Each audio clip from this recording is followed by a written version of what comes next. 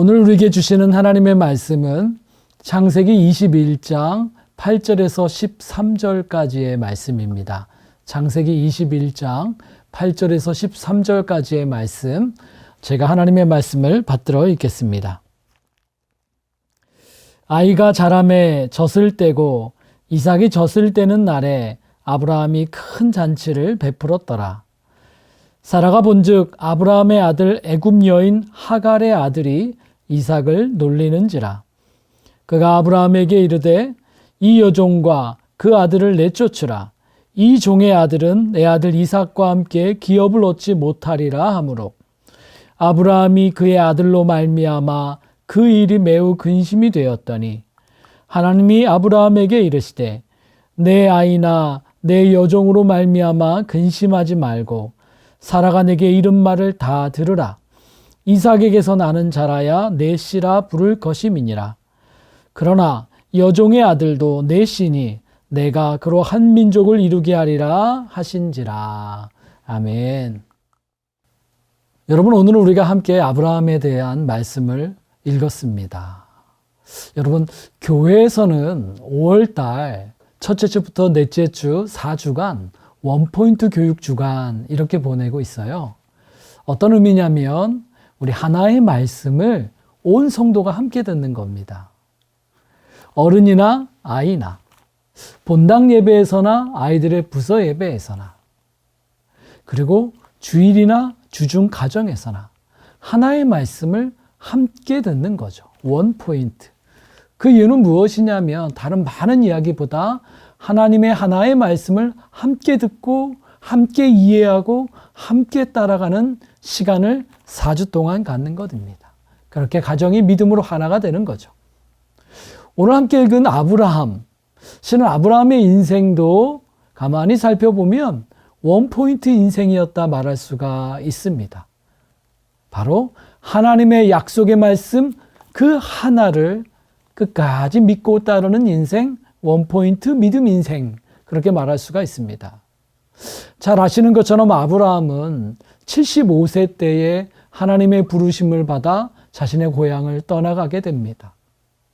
우리 어린 친구들 잘 모를 수 있지만 사람은 나이가 들수록 점점 인생에 선택하는 것이 더 무거워집니다. 아브라함 75살 때 그때 내린 결정, 그 선택은 실은 다시 물을 수가 없는 너무나 중요한 그러한 선택이었지요. 다시 물을 수 없는 그 선택을 무엇을 따라 내렸는가?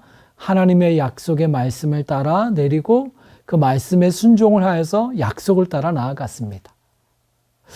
그런데 그 말씀을 따라 나아갔던 그 땅, 가나안 땅은 아브라함에게는 낯선 땅이었습니다. 아는 사람도 없었죠. 그 땅에서 살아가는 삶은 나그네 된 삶이었습니다. 나그네 된 삶이라고 하는 것은 누구도 나를 보호해 주는 게 아무것도 없는, 실은 매우 위험한 그러한 땅이죠. 시편 105편 12절 13절에는 이렇게 말하고 있어요. 그때에 그들의 사람 수가, 아브라함과 그 가족의 수죠. 그 수가 적어 그 땅에 나그네가 되었고 이 족속에게서 저 족속에게로, 이 나라에서 다른 민족에게로 떠돌아다녔도다. 이렇게 참 정처 없고 위험도 많고 어렵고 실은 기약이 없는 그러한 시간을 살았던 그러한 삶이었어요. 정말 많은 것이 없었는데 아브라함에게, 또 아브라함의 가족에게는 한 가지가 있었습니다. 그것이 무엇이냐면 하나님의 약속의 말씀, 그것이 있었어요.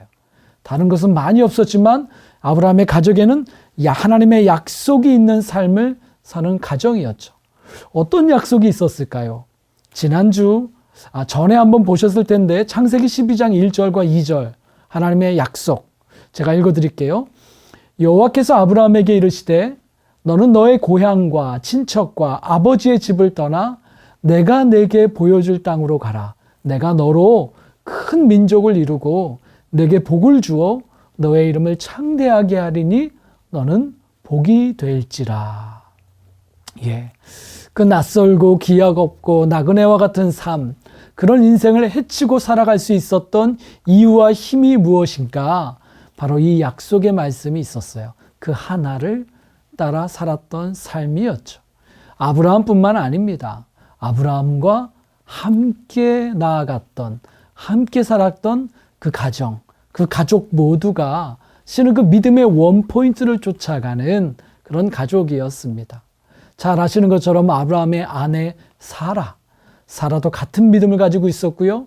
아내에서부터 저 밑에 하인까지, 우리가 잘 아는 아브라함의 충복인 다메섹 사람 엘리에셀도 가만히 살펴보면 그 주인 아브라함의 믿음을 그도 끝까지 공유하고 함께 나누고 있는 것을 볼 수가 있습니다. 아브라함의 가정은 그 약속의 말씀 그 하나를 함께 공유하고 함께 계속 나누고 함께 품고 함께 꿈꾸며 그 약속의 말씀을 따라 살아갔던 그런 가족이다 말할 수가 있었습니다. 그 말씀으로 저녁마다 앉아서 이야기했겠죠. 왜 하나님이 우리를 이곳에 보내셨을까? 하나님 우리를 어떻게 인도하실까? 우리는 그 말씀에 따라 어떻게 기도할까? 아마 그런 이야기를 많이 나누었을 것입니다. 오늘 우리가 함께 읽었던 창세기 21장에 등장하는 아들 이삭, 이 이삭도 드디어 그 약속의 말씀을 따라 얻은 아들이었습니다. 아브라함이 하나님의 부르심을 따라 걷기 시작했던 25년 만에 100세가 되던 해에 아들 이삭을 얻게 되었습니다. 이 아들 이삭은요, 그냥 자연적으로 얻은 아들이라 이렇게 말할 수가 없죠. 정말 그야말로 하나님의 약속의 말씀을 따라 걷고 살았을 때 얻었던 믿음으로 얻은 약속의 자녀였다. 이렇게 말할 수가 있습니다. 함께 읽었던 창세기 21장 1절과 2절이 이것을 분명히 말해주죠.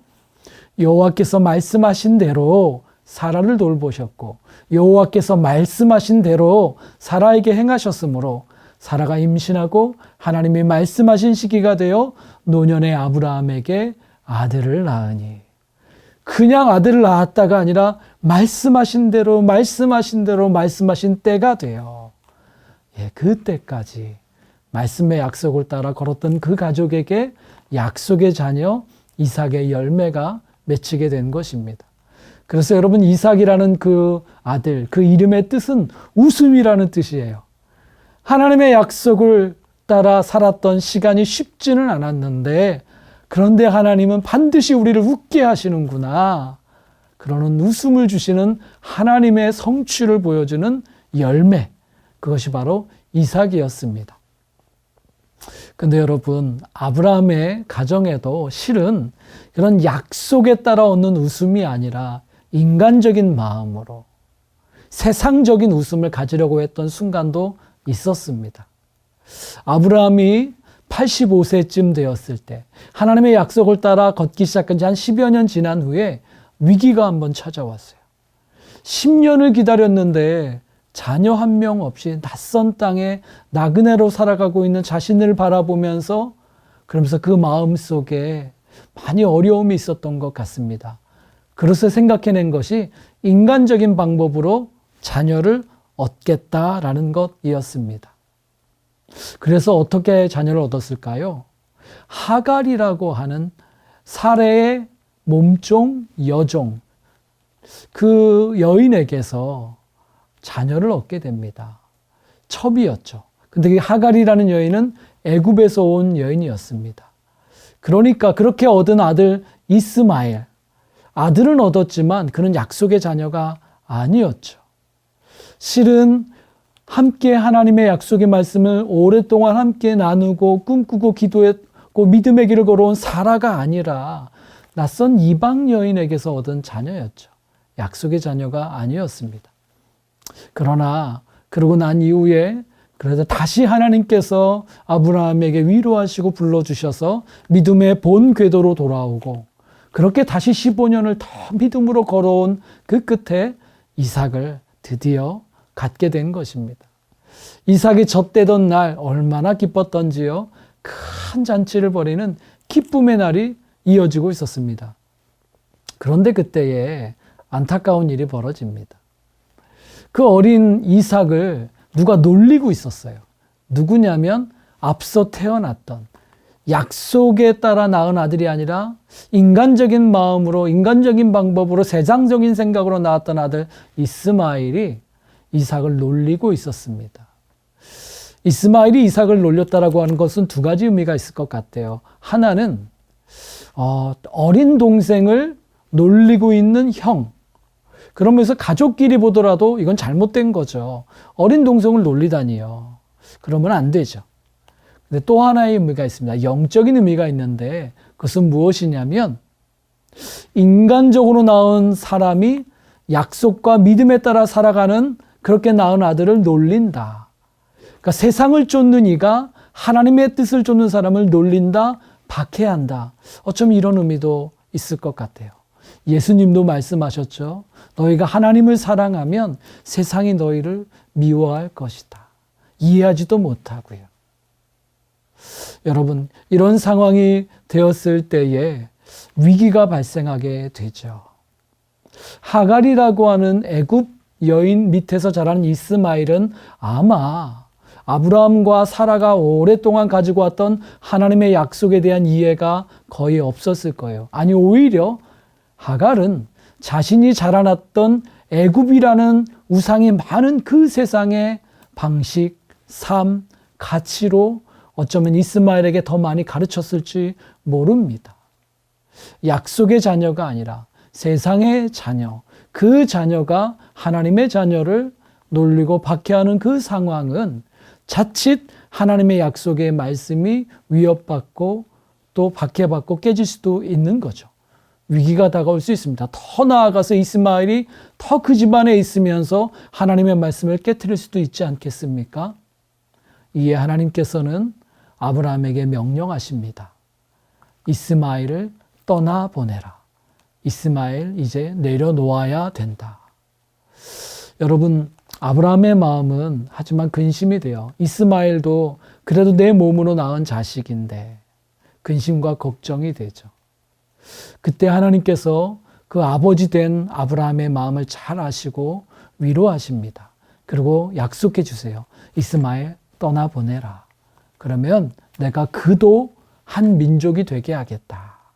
무슨 말일까요? 하나님께서 그를 지켜주시겠다. 보존하시겠다. 그렇게 말씀하세요. 아브라함, 네가 지켜주지 못하도 내가 그를 지켜줄게. 하지만 너는 다시 그 약속의 말씀을 지키고 그 약속의 말씀에 따라 너의 아들 이삭을 말씀에 따라 길러내는 데 더 집중해야 된다. 너는 거기에 온 마음을 다해야 된다. 이렇게 말씀하시는 것입니다. 왜 그럴까요? 아브라함에게 처음 주셨던 창세기 12장 1절과 2절의 말씀, 내가 너로 말미암아 큰 민족을 이루고 너는 세상에 참된 복이 될 것이다. 이 약속은 바로 이제 아브라함에게서 믿음으로 낳은 자녀 이삭을 통해 약속의 자녀를 통해 계속해서 이루어져 갈 것이기 때문입니다.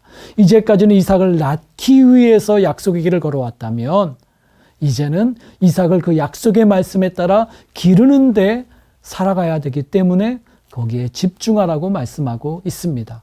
실은 그 약속의 말씀을 따라갈 때에 바로 그 믿음이 아브라함의 가정을 온전하게 그 땅에 보내신 이유대로 그 가정을 지키시는 거고요. 마찬가지로 자녀 이삭을 온전히 지키는 길이고요. 그렇게 그 가정의 미래의 길을 온전하게 열어주시는 길이 되고요. 무엇보다 바로 그러한 믿음의 가정을 통해서 세상을 향한 하나님의 복, 하나님의 뜻을 이루는 길이 되기 때문입니다. 사랑하는 믿음의 가정 여러분, 여러분 삶에 주신 하나님의 약속의 말씀이 무엇이 있습니까? 그 말씀을 다시 되새기시고 다시 자녀와 또 가족 간에 그 약속의 말씀을 함께 나누고 공유하고 그 길을 걸어가시기를 바랍니다. 그리고 그 약속의 말씀에 따라 이 세상을 살아가지만 그 땅에서 여러분의 자녀를 믿음의 약속에 따라 길러내시고 함께 나누시는 여러분 되시기를 바랍니다. 때로 내려놓아야 될 것들이 있습니다. 그러나 걱정하지 마시고 하나님께서 지키실 줄을 믿고 내려놓을 곳은 내려놓고 믿음으로 하나님의 약속을 따라가시는 여러분들 되시기를 주님의 이름으로 축원합니다. 기도하겠습니다. 하나님 아버지, 부족한 우리에게 먼저 오셔서 믿음의 가정으로 불러주심에 감사합니다. 우리의 부모님들에게, 우리의 자녀들에게 이 믿음이 함께 그 마음에 심겨지게 하시고 나누어지게 하여 주시고 믿음의 용기를 주셔서 그 약속의 말씀을 따라 함께 걸어가는 믿음의 가정 되게 하여 주시옵소서. 때로는 근심스러운 일, 어려운 일들이 찾아올 때도 있습니다. 하나님 아버지 용기를 주시옵소서. 그리고 주님께서 길을 열어 주시옵소서. 믿음을 지키는 길을, 하나님의 약속을 따라가는 길을 또다시 새롭게 열어 주시옵소서. 예수님의 이름으로 기도하옵나이다. 아멘.